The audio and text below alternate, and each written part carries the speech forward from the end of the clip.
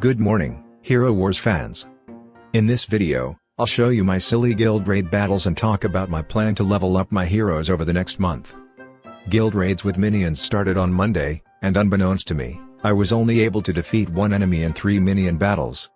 I was caught off guard by the fact that it was a battle against minions and made a mistake in choosing the wrong hero, but I completely forgot that the guild rail level was changed from 65 to 130 this week. That's why, when I attacked without thinking deeply, thinking that it would be another easy week, I couldn't defeat the enemy twice and suffered a great deal of mental damage. Wow, is this for real? Looking at my morale points, most of the other guild members have won 3 battles, but I've only won 1. As you can see, I am second from the bottom in my guild as far as my record of fighting minions on Monday is concerned. I thought for a few hours about what I should do. As a result, I decided that I needed to upgrade Aurora on the second tank.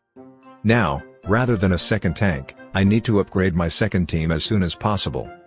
In the past in Hero Wars, if I just trained my main team like an idiot, I didn't have any trouble in Arena, Guild War, or campaign maps, but now that Guild Raid is started, I'm keenly aware of the need to level up my second and third teams.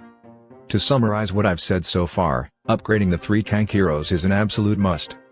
If I had wanted to, I would have had to train a number of DPS for the second and third teams, which I honestly felt was too much work, but now that I have a new goal, Hero Wars has become even more fun.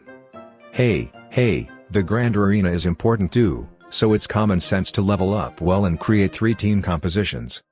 I think most of the audience thought so, but after playing without paying for almost a year and 6 months, I could not afford to upgrade my second and third team composition. Now, in this situation, I have to decide on the second and third team composition, which is very interesting. So far, I only had to think about our main team, Kark and his team, but now I need to keep in mind that I need to upgrade at least 15 heroes. In this section, I will talk about how to fight in a guild raid.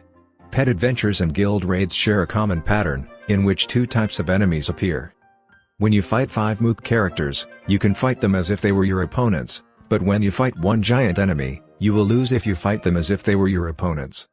Even in guild raids, when facing such single enemies, the general theory is to use heroes such as Orion or Yasmin, who have more attacks.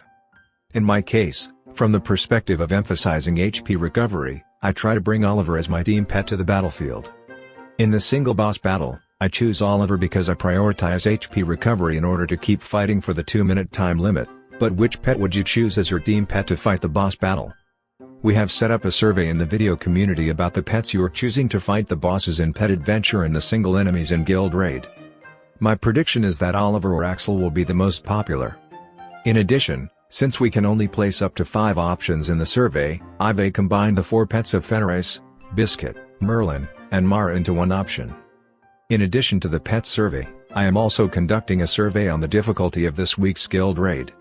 It would be helpful if you could answer these questions as well, so please do so for the benefit of the audience.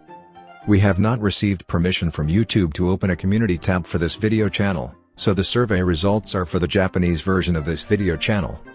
By the way, my guild has set the difficulty for this week's Guild Raid at level 130. Thank you for watching the video until the last part. I'll see you in my next video.